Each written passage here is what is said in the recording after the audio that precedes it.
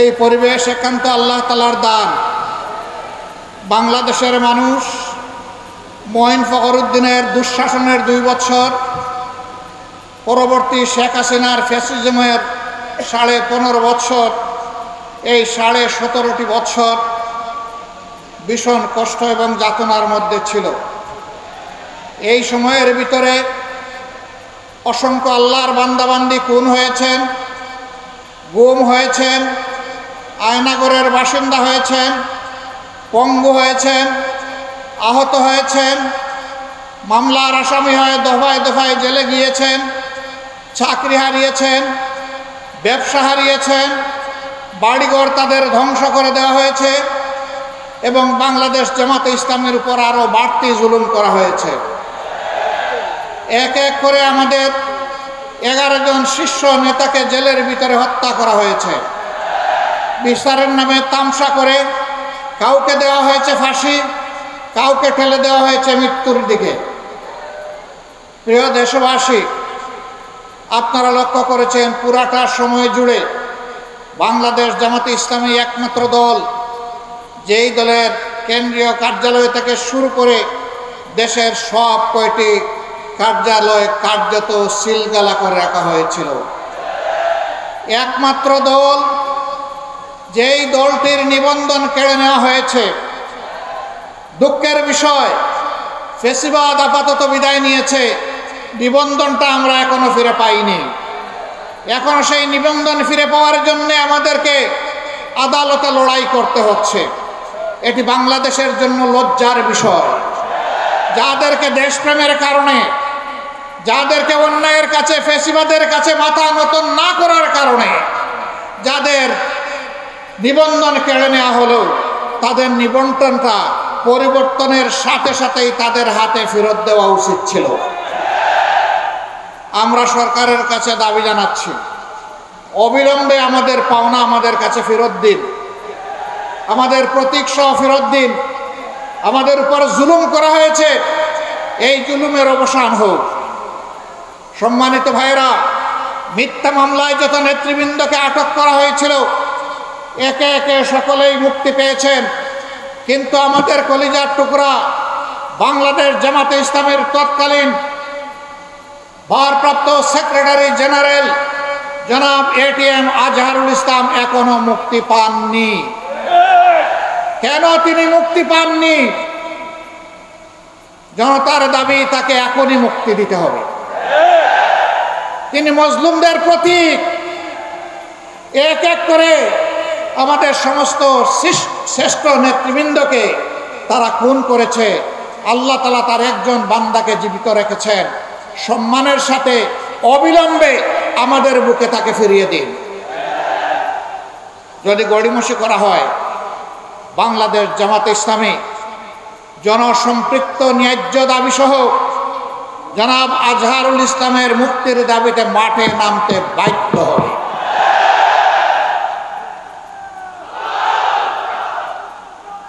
প্রিয় দেশবাসী,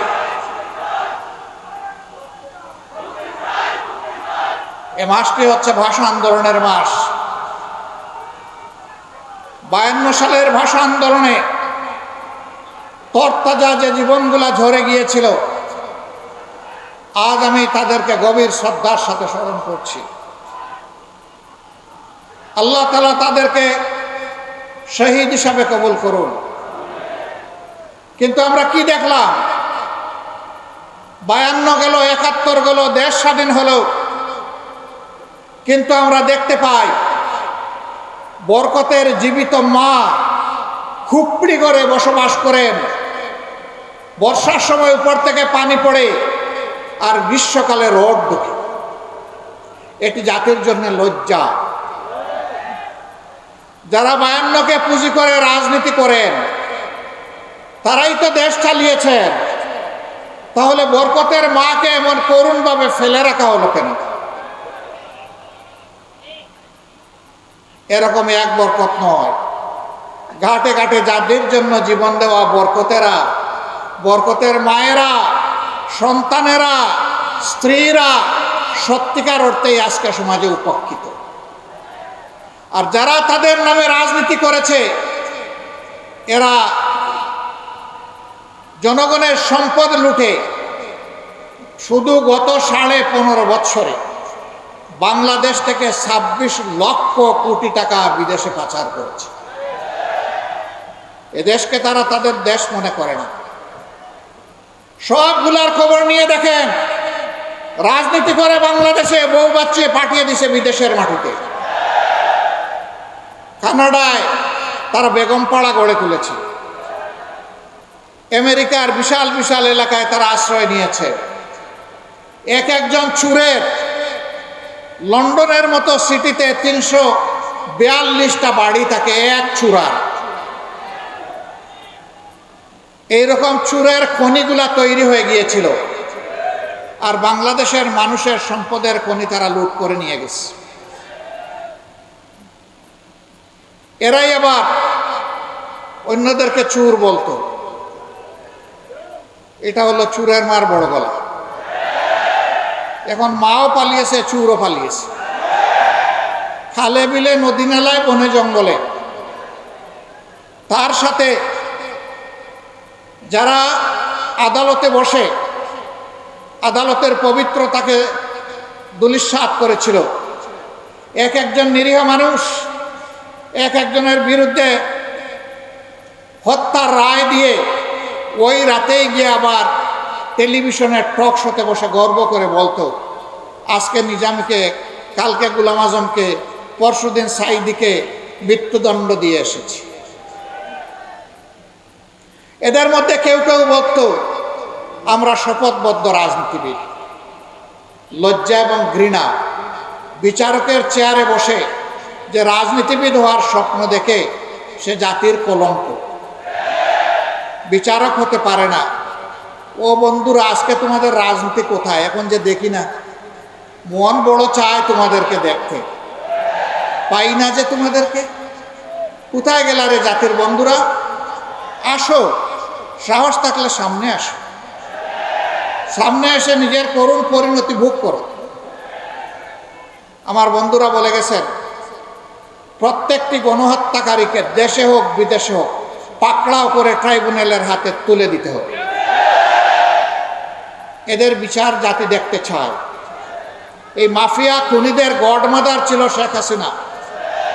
তারই আশ্রয়ে প্রশ্রয়ে, তারই নির্দেশে, তারই কুলে সমস্ত খুনিরা লালিত পালিত হয়েছে। জাতি এদের বিচার চায়। এতদিন আমরা বললে কিছু কিছু মানুষ সন্দেহ করত এগুলা রাজনৈতিক বক্তব্য কিনা। গত পরশুদিন তাদের কপালের বয়ান বিশ্ববাসীর কাছে এসেছে।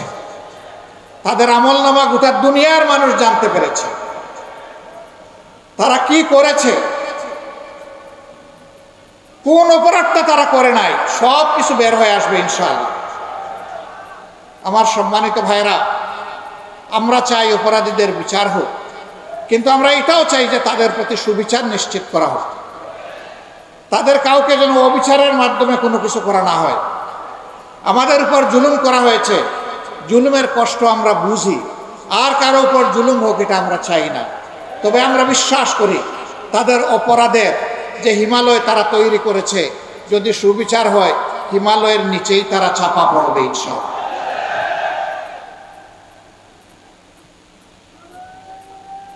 দেশের সম্পদ দেশের ভিতরে থাকুক বিদেশে থাকুক, জাল ফেলে এগুলা দেশে ফিরাই আনতে হবে, সরকারের কোষাগারে জমা দিতে হবে। বৈষম্যহীনভাবে বাংলাদেশের উন্নয়নে এগুলাকে কাজে লাগাতে হবে। কেন বৈষম্যহীন বললাম? এর আগে যার বাড়ি যেখানে হোক না রোডের বদলে বাস, কিন্তু উন্নয়ন সব সেখানে। এই নরসিংদী জেলা 25 লক্ষ মানুষের জেলা, কার্যত এটি একটা ইন্ডাস্ট্রিয়াল টাউন। সারা জেলাটাই একটা ইন্ডাস্ট্রিয়াল পার্ক। এখানে লক্ষ লক্ষ মানুষ শ্রম বিনিয়োগ করে উপার্জন করেন, তারা চুরি ডাকাতি করেন না। এ মানুষগুলো অসুস্থ হলে, আহত হলে তাদের চিকিৎসার জন্য উপযুক্ত কোনো ব্যবস্থা নরসিংদীতে নেই। ঢাকা মহানগরীতে 4-5টা মেডিকেল কলেজ গড়া যায়, নরসিংদীতে একটা মেডিকেল কলেজ হতে পারে না? তাহলে এই মানুষগুলোকে হাঁসফাঁস করে ঢাকার দিকে দৌড়াতে হতো না? অনেক সময় ক্রিটিক্যালি ইনজিওর্ড অনেক মানুষ ঢাকায় যাওয়ার পথেই মৃত্যুবরণ করে, চিকিৎসাটাও তার কপালে জুটে না। আপনারা কি নরসিংদীবাসী একটা মেডিকেল কলেজ এবং হাসপাতাল আপনারা চান? আপনাদের সাথে আমিও চাই। বর্তমান সরকারকে আমি অনুরোধ করব, মেহেরবানি করে গণবসতির এই বাংলাদেশে আগামী 1 থেকে উন্নয়ন বাজেটে যদি আর একটা মেডিকেল কলেজ বাংলাদেশে করার আপনারা সিদ্ধান্ত গ্রহণ করেন, এটা যেন নরসিংদীতে হয়।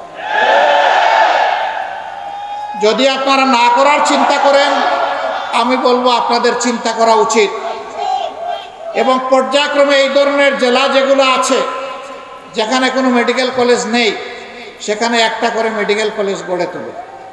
আমি এটা বলতে পারবো না 3 উপজেলার যে জেলা সেখান থেকে ইউনিভার্সিটি নিয়ে অমুক জায়গায় দিয়ে দেন।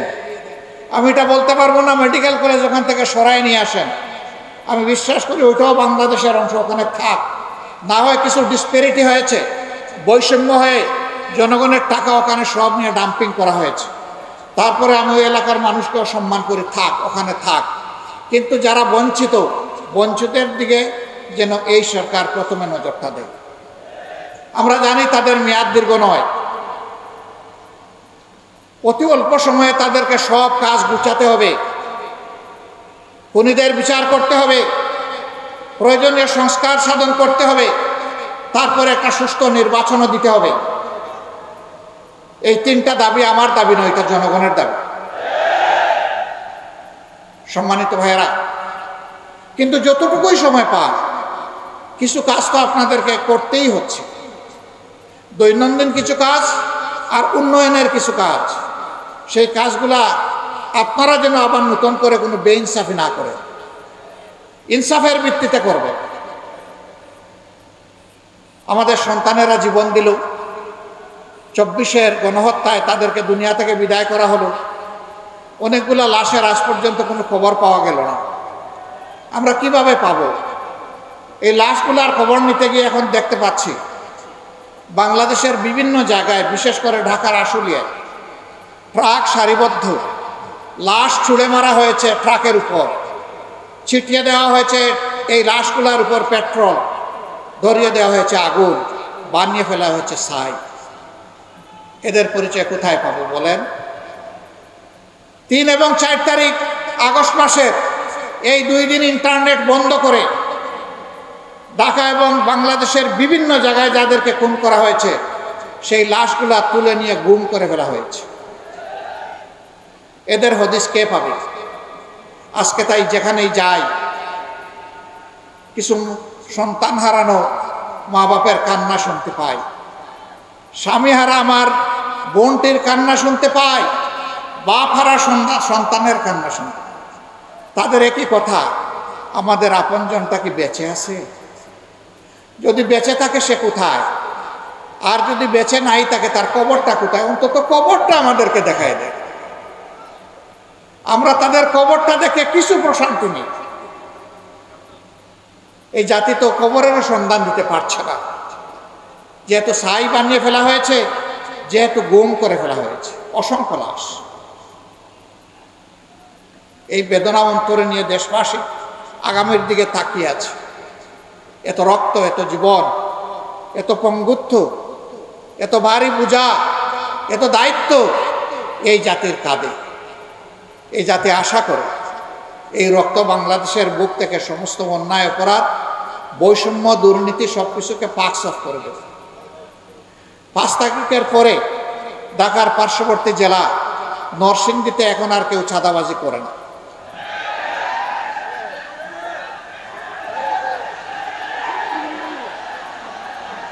মিল, ফ্যাক্টরি, ইন্ডাস্ট্রির মালিক যারা, তাদের কাছে গিয়ে বলে না শান্তিতে যদি ব্যবসা করতে চান মাসে মাসে এত টাকা দিয়ে তারপরে ব্যবসা করবেন। ছোট একজন পানের দোকানদার হোকা, এই বেটা এখানে যদি বসতে চাও, পান বিক্রি করতে চাও, সকালবেলার খাজনা দিয়ে তারপরে বসো। অসহায় মানুষ ভিক্ষার বাটি হাতে নিয়ে বসে, বলে এই ভিক্ষা তো করবা, কোথায় বসেছো জানো? এখানে ভিক্ষা করতে হলে খাজনা দিতে হবে। এই বাজে ঘাটে ঘাটে চাঁদা, জনে জনে চাঁদা অতিষ্ঠ। আপনি একটা বাড়ি বানাবেন, দেখবেন যে মানবরূপী দানবরা এসে হাজির হয়ে বলবে, চাচা বড় ভাই বাড়ি বানান, অসুবিধা নাই, আমাদের দিকে তাকাতে হবে। তো উনি বুঝতে পারছে না যে কোথায় তো বলছে, তো আবার তাকাবো কি? বলে যে হ্যাঁ আপনাদেরকে দেখতে পাচ্ছি। কই ধরনের দেখা না? তাইলে কি ধরনের দেখা? কই জানেন তো এখানে আমাদের বড় ভাইরা আছে, আমরা তাদের সাথে চলি, আমাদেরও কিছু বিষয় আশা আছে, খরচপাতি আছে, এটা একটু দেখতে হবে। তিনি বলেন, বাবা আমি তো আমার বৈধ জমিতে বৈধ আয়ের সঞ্চয় থেকে আমি বাড়ি তৈরি করছি, অথবা ব্যাংক লোন দিয়ে বাড়ি তৈরি করছি, আপনাকে আমি চাঁদা দেবো কেন? কই ঠিক আছে, আগামীকাল থেকে টের পাবেন কিভাবে বাড়ি বানান। আপনাদের এলাকায় তো সমস্যা নাই। ও বাবা এগুলো এখানে আসে, সবই আছে। তাহলে আমাদের সন্তানেরা কি এই জন্য জীবন দিয়েছে? দেয় নাই। আমরা আল্লাহর নামে শপথ করে বলছি, হে সন্তানেরা, তোমরা যারা জীবন দিয়ে দুনিয়া থেকে বিদায় নিয়েছ, জাতিকে ঋণী করে মুক্তি দিয়েছ, শ্বাস রুদ্ধ করে এই জাতিকে আমরা কথা দিচ্ছি, তোমাদের স্বপ্নের বাংলাদেশ গড়ার পথে আমাদের আপোষহীন লড়াই চলবে।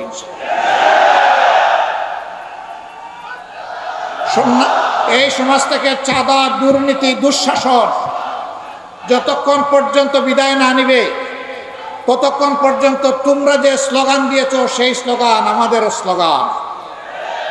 তোমরা স্লোগান দিয়ে জানিয়ে দিয়েছ, এখনো স্লোগান দিচ্ছ, আবু সাইদ মুগ্ধ, শেষ হয়নি যুদ্ধ।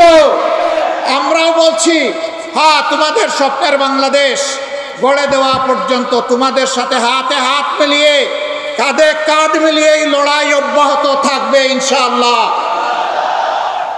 এই যুবকদেরকে অভিনন্দন জানাই, তোমরা দুঃসাধ্যকে সাধন করেছ, তোমরা আমাদের জাতীয় বীর। যারা জীবন দিয়েছে আল্লাহর দরবারে দোয়া করি, হে আল্লাহ তুমি তাদেরকে শহীদ হিসাবে কবুল করো, তাদের পরিবারকে তুমি সান্ত্বনা দান করো, আহতদেরকে তুমি সুস্থতার নিয়ামত দান করো, আর তাদের রেখে যাওয়া আমানত আমাদের ঘাড়ের উপর এর দায়িত্ব পালন করার তৌফিক আমাদেরকে দান করো। সম্মানিত ভাইয়েরা, অবশ্যই নির্বাচন হতে হবে বাংলাদেশ, কিন্তু যেন তেন মার্কা নির্বাচন এই জাতি চায় না। নির্বাচনের মতো নির্বাচন চায়, সুষ্ঠু নির্বাচন চায়, যেই নির্বাচনে পেশি শক্তি আর কালো টাকার খেলা চলবে না, এমন একটা নির্বাচন আমরা চাই। নরসিংদীবাসী আপনারাও কি চান? শিওর আপনারা চান? তাহলে বড় লড়াইয়ের জন্য প্রস্তুত থাকুন। এটা সহজে আসবে না, আমরা বুঝতে পারছি। একটা ধাক্কা 24 জুলাই আগস্টে দেওয়া হয়েছে, আর একটা ধাক্কা এই জাতিকে দিতে হবে। তার সত্যিকারের অধিকার প্রতিষ্ঠিত করার জন্যে আমাদের ভোটার তালিকা সংশোধন করতে হবে। যারা ভুয়া ভোটার তাদেরকে বাদ দিতে হবে, দুনিয়া থেকে যারা বিদায় নিয়েছেন তাদেরকে চিহ্নিত করে বাদ দিতে হবে। যে সমস্ত লোকেরা ভোটার হয়েছে কিন্তু নাম তালিকাভুক্ত হয় না, এই যুবকদেরকে তালিকাভুক্ত করতে হবে। এই জুলাই আগস্টের আন্দোলন সফল করতে সারা বিশ্ব বাংলাদেশের সাথে হাত মিলিয়ে একাকার ছিল। জেলে আমরা যেমন বাংলাদেশে ছিলাম, এই আন্দোলন করতে গিয়ে বিদেশেও আমাদের ভাইয়েরা জেলে গিয়েছে। তারা একই সাথে আমাদের সাথে যুদ্ধ করেছে, রিমিটেন্স বন্ধ করে স্বৈরাচারী সরকারকে লাল ফ্ল্যাগ দেখিয়েছিল। আমরা তাদেরকেও স্যালিউট জানাই। আমরা চাই তাদেরও প্রত্যেকটি প্রবাসী ভাই এবং বোনের এই নির্বাচনেই তাদের ভোটাধিকার নিশ্চিত করতে হবে। এরপরে মাঠ প্রশাসনে যারা আছেন, যারা অতীতে দায়িত্বের পরিচয় দিতে পারেন নাই, দায়িত্বহীনতার পরিচয় দিয়েছেন, যাদের হাত থেকে জনগণের কেনা, জনগণের পয়সায় কেনা বুলেট এসে জনগণের বুকে বিঁধেছে, আমরা তাদেরকে আগামী নির্বাচনে কোনো দায়িত্বে দেখতে চাই না। কথা একদম সাফ, এখানে কোনো ধানাই পানাই নেই। তিনি প্রশাসনের যে পর্যায়ে থাকুন না কেন, কিন্তু প্রশাসনের সৎ এবং দেশপ্রেমিক অফিসার যারা আছেন তাদেরকে আমরা কথা দিচ্ছি, তোমাদের দায়িত্ব পালনে তোমাদের হাতে হাত মিলিয়ে দেশবাসী কাজ করবে ইনশাআল্লাহ। প্রিয় দেশবাসী, বাংলাদেশ জামাতে ইসলামের বিরুদ্ধে অনেক অপবাদ রটানো হয়। আমি জিজ্ঞাসা করি, বাংলাদেশ জামাতে ইসলামের লোকেরা কি অন্য কোনো দেশ থেকে এখানে এসেছে? এখানেই তাদের জন্ম হয়েছে, আপনাদের সাথে বড় হয়েছে, আপনাদের সাথে বসবাস করে। তাদের চরিত্রের সার্টিফিকেট দেওয়ার জন্য আপনারাই যথেষ্ট। তবে আমি এটা দাবি করছি না যে আমরা নিষ্পাপ, কোনো ভুল করি না।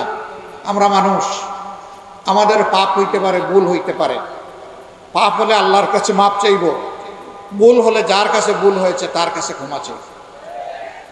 কোনো বন্ধু যদি আমাদেরকে আমাদের ভুল ধরিয়ে দেন, আমরা তার কাছে কৃতজ্ঞ থাকব। তিনি যদি ইতিবাচকভাবে ধরিয়ে দেন, আমরা বেশি কৃতজ্ঞ হব। তিনি যদি তার ভাষায় নেতিবাচকভাবেও ধরিয়ে দেন, আমাদের আপত্তি নাই, আমরা সহযোগিতা চাই। আমরা একটা বৈষম্যহীন, দুর্নীতিমুক্ত, দুঃশাসনমুক্ত মানবিক বাংলাদেশ গড়তে চাই, যেই বাংলাদেশে প্রত্যেকটা মানুষকে সম্মান করবে, নারী পুরুষ নির্বিশেষে, ঘরে বাইরে কর্মস্থলে সকল জায়গায় নিরাপত্তা এবং মর্যাদার সাথে তার দায়িত্ব পালন করবে, গর্বিত একজন নাগরিক হিসেবে পরিচয় দিবে।